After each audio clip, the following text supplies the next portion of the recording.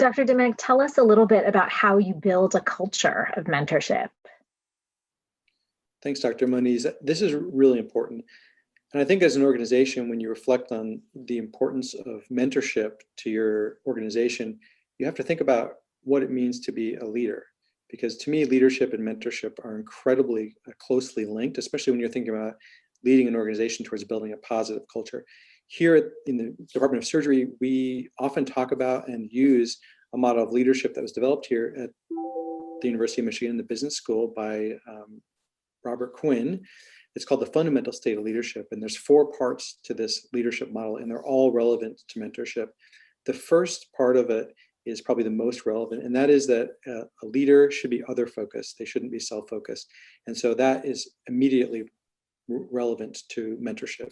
And so I have, from a values perspective, told people that for leadership in our department means to be helping others. It doesn't mean to be the most famous person or to have the most R1s or to do the biggest cases. It means to be helping others do those things. And that's what leadership is. So being other focused.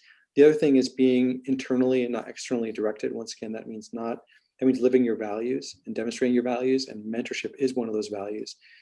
But I think those other values include things like integrity and like all the pieces of being a clinician that are valued, being a clinician and a scientist.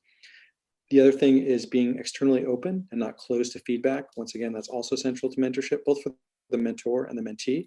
An open relationship where both are accepting feedback and both understanding where their weaknesses are is really important to a functional mentor-mentee dyad.